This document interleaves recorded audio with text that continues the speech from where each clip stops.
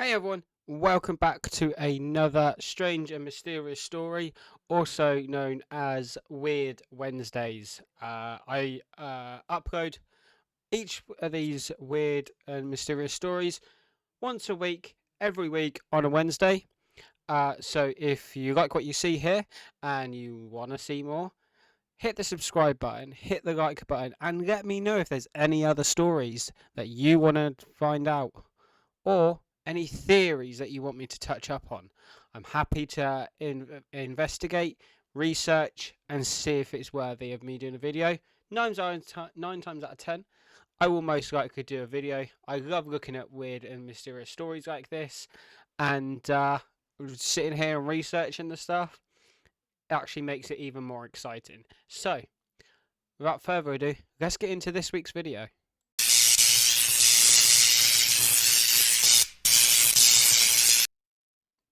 So this video is it's a bit of a theory based video. So there's a running theory that an island in the Indian Ocean, so the India Pacific Ocean to be more precise, there is a island called Nico Maru. Now on this island, it looks like a normal Pacific island. It's got luscious blue waters. It quite dense foresty areas as well. So just your normal standard island. But this island holds a secret, and this secret usually only comes out at night. Now this secret, they are known as coconut crabs. So I will just show you a quick glimpse of the island. So this is what the island looks like. So it's got luscious blue water in the middle, and then obviously all dense foresty area and beach, or more or less surrounding the entirety of the island. And on this island, like I said, are things called coconut crabs. Now these crabs are very nocturnal, so they only really come out at night. And a hidden kind of like a fact about these crabs is they have a very, very keen sense of smell. And the reason why I've said this is because that will come up later on in the video when I go on the theory behind this island. But for now, I'm going to touch up on these crabs just a little bit, just to give you a bit of a backstory behind these incredible crustaceans. So they can live up to about 60 years, possibly over 120 years. They haven't been able to scientifically pinpoint how long these crabs can actually live for, because obviously that means you got to keep one crab around for at least 120 years, and by that time you're going to go through multiple scientists, multiple researchers. It's just too time consuming. So it's one of these things that they have been known to live up to at least over 60 years, but it's just hard to pinpoint exactly how long after those 60 years they carry on thriving for. They are terrestrial, and they mainly live on tropical islands in the Indian Ocean, the Pacific Ocean, and African coastlines. I do have a map of their known territories. So here is like their main type. So obviously, like you got the Pacific, you got the Indian Ocean, and also you got the African coastlands as well. And they have also been known to pop up in Australia, which is quite frightening, considering like they have a massive wide area where they can end up being.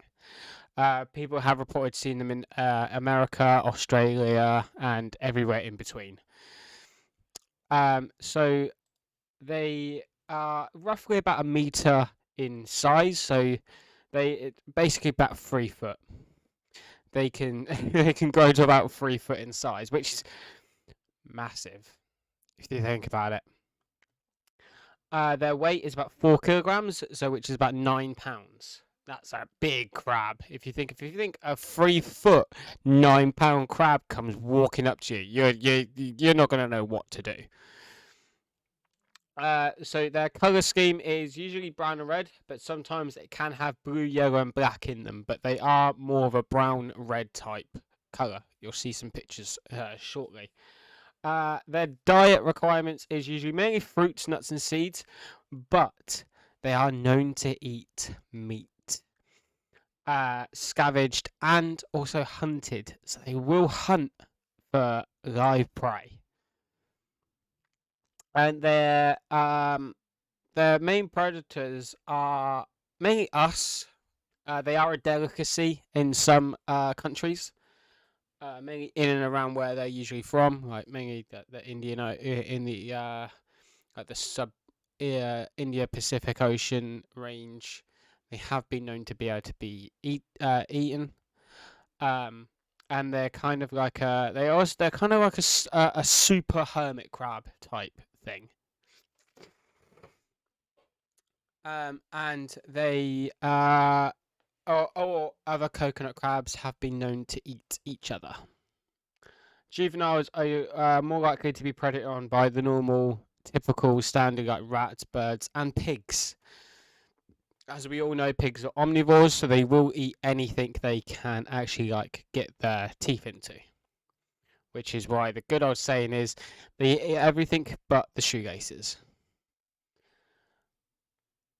Yeah, so like I said, they're kind of like a modified hermit crab. But the only thing about these crabs, these coconut crabs, is they do have a set of gills, but they can only stay in water for up to an hour, which is very dangerous for females, because in order for females to lay her fertile eggs, she has to go into the water. So if she gets swept away by a wave and she can't get back to land within that hour, she's more than likely not going to survive that journey.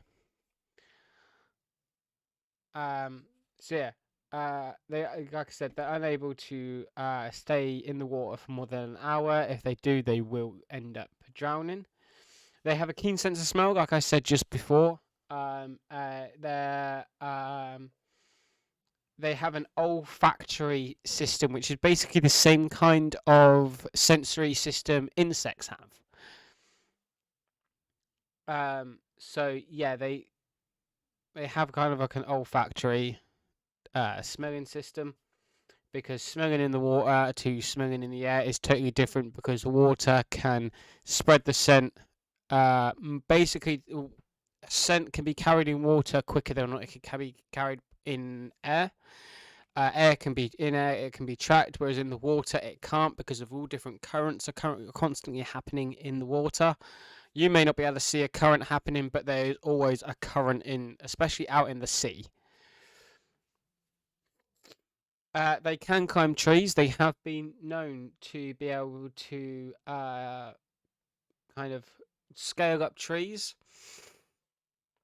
Their limbs are curved and clawed in a way for them to be able to climb up tall trees. Like their name suggests, coconut crabs, they like to be able to go up to trees and grab coconuts. Also, they've been known to climb trees and take birds out of the trees. Birds could be sleeping, or they can just be perched and roosting. And the crabs can, if they haven't had food in a while, they will climb a tree to get a bird. Now, the one thing about this, and this is why I touched on that olfactory sense of smell, is that once they can smell blood in the air, they will swarm. It's been known that people have seen swarms of these coconut crabs like going all in on one direction, because one crab has managed to take down a bird or another type of mammal, and they'll just go. It's like a feeding frenzy, so to speak, where as soon as they smell blood in the air, that's it. Like that thing that one crab has managed to get onto, if it can even get away but is injured, 9 times out of 10 those crabs will still be able to get that thing. They are actually tougher than coconuts. So they're strong enough to survive a 5-meter fall. So when they're climbing these trees to grab coconuts and anything else, they're known to like make the coconuts fall down to the floor and then jump out of the tree themselves after their coconut. And their claws are perfect for being able to crack open coconuts. Now you know how tough a coconut is to crack. Sometimes you need a hammer or a drill to be able to get into them. These crabs can end up breaking the coconuts into pieces much quicker than anything else. And they're known for like using the shells and the fibers from the coconut, so like the shells and like the hair, so to speak, of a coconut as bedding in their burrows, and using the shells as protection for things. Like they'll wear the shells on them. Like I said, they're perfect. They're known for catching and killing birds. And they will go for other food sources. It includes rats and birds, both of which have been succumbing to the stealthy lethality of the nocturnal crab attack. Many of these animals are then taken from their nests or ambushed from the burrow of a crab as it sits and waits. So these crabs bury into the sand and into the ground, into the dirt, anywhere where they're living, they will burrow. If a rat goes into that burrow, that rat won't be coming back out. That rat will end up being eaten. And it said that they're ticklish. If you manage to end up getting attacked by one crab and you can't get it off because of how it can grip onto trees, apparently if you rub the underside of the crab, so where their belly would be, apparently that makes them let go, because apparently they're quite ticklish there, which is quite weird. So these crabs can like a 5 kilo. If you've got you got a 5 kilogram crab stuck on your arm, and they can bench press up to 30 kilogram, bench press weight of up to 30 kilograms. Which, if you think about it, their claws can do about 30 kilogram of strength in them, that's gonna hurt.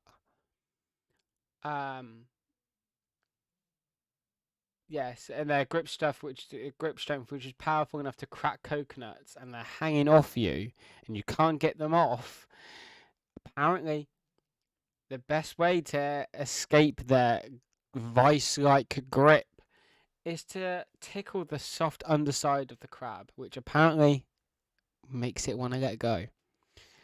I don't know how that. Like, I want to know whoever found that out. I want to know how they found that out. I'd love to know the information behind that. And they're considered an aphrodisiac, which, if you don't know what an aphrodisiac, ask your parents.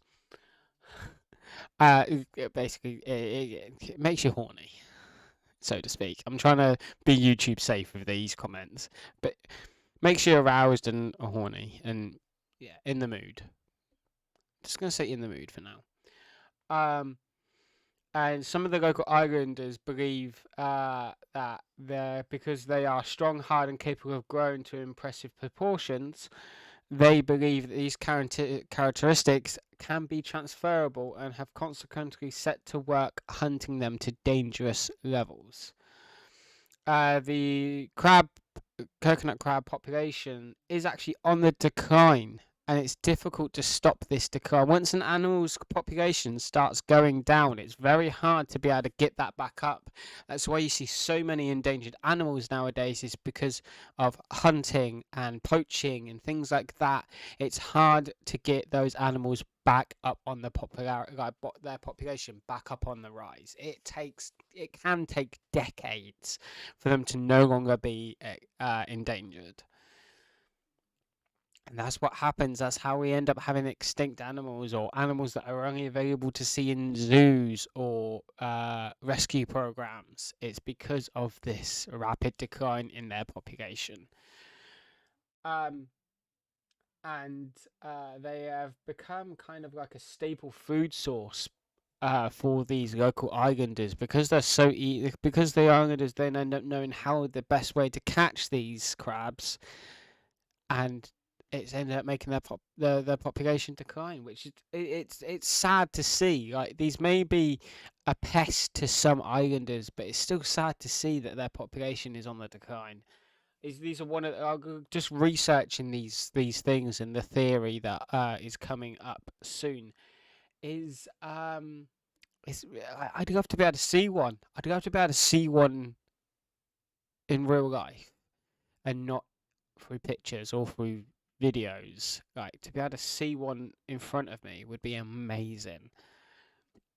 They're actually kind of they've been known as thieves. They've been known to be carrying off saucepans, whiskey bottles, shoes, watches.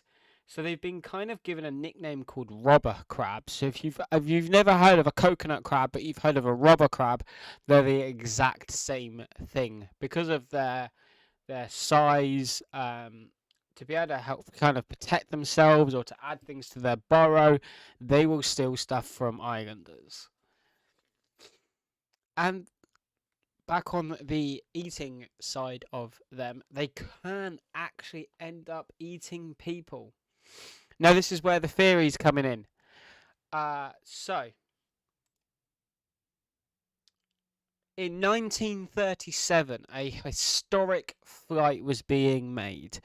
Amelia Earhart and her navigator, Newman. I can't remember his first name. I forgot. I should have wrote that down. Yeah. So, apparently Earhart and Newman were making their record attempt to circle the globe in a plane. Well, everyone knows of Amelia Earhart, especially you guys, especially people in America. I'm British, and I know of Amelia Earhart and her attempt to be one of the first women to fly around the globe. So in 1937, they disappeared somewhere in the Pacific, and they never found her plane wreckage. So they officially declared both of them lost at sea. Now, um, a, a, well, Nico Maru Island is apparently where she ended up. Now, there's a theory that when Newman and Earhart crashed, she survived. He didn't, and he obviously must have succumbed to his injuries at some point and didn't make it. Now, the theory is that Earhart managed to get to Nico Maru Island. They a couple of scientists went there on a research trip, and they found bone fragments and glass bottles that came from the 1937 era. Now, one of these bottles was a freckle cream, and this cream was very known to be used by Earhart, who had tons of freckles on her face, and she was known for covering them up using this certain cream. Now, that cream was found, a bottle of that cream was found on the island, along with the bone fragments and a couple of empty, unrecognizable bottles as well. And the theory is that when Earhart managed to survive the plane crash and get to the island, she managed to survive a couple of days without with just what she had on her, what she managed to try and grab from the plane in like her satchel, and after a couple of days, she must have been injured, maybe bleeding quite not heavily, but she must have been bleeding quite a lot, and she got attacked by these coconut crabs. The theory behind those bones is because of the because of these bone fragments, they were sent to a research facility in Fiji, I believe it was, and they ended up saying, no, these aren't the bones for Amelia Earhart, they don't match. But then a good few years later, another researcher decided to look at the measurements they took. The bones got destroyed, and obviously they couldn't try and find out what happened next. But another scientist, a good few years later, wanted to check the measurements of these bones. He was looking into it and everything, and he must have been researching the island for him to be able to stumble on these. So he decided to just go through the logs and check the measurements. Now, the measurements of these bones were very, very similar to the measurements of Amelia Earhart, which is now leading to why people think Amelia Earhart did make it to this island, but she didn't survive the coconut crabs. Which is very, very, very saddening to hear, because Amelia Earhart was one of the greatest women alive. And it's kind of the reason why I'm doing this during our International Women's Month, is because I wanted to touch up on this story, and I wanted to do it during the month of March. But yeah, there was also another shipwreck on this island in November 1929. Now, if you want me to go into detail with that, let me know in the comments, and I'll do a part 2 of this video, and it will be about the shipwreck that was discovered on the island that happened in 1929. So, nearly 10 years before Amelia Earhart was declared missing and dead at sea. I actually forgot to add the photos to so about this quick clip, but here are the photos of the coconut crabs. So here's one photo. See the bluey, the reddy brown color, but also there is yellow and blue on them as well. And here is another photo. You can see why these things could be quite terrifying, especially if you saw hundreds of them swarming you. But yeah. So, like I said in the intro, if you like these videos and you want me to do more, and you've got a video idea that you want me to touch up on, hit it down in the comments. I'll do my research and I will make a video on it. I have got a good few videos in planning and in research at the moment, so keep an eye on those. If you want to see those videos, hit the subscribe button, hit the bell icon so you know when I post a video. These videos go up every Wednesday, and they're subtitled Weird Wednesdays. This has been another episode of Strange Mysterious Stories. Have a good one. Peace.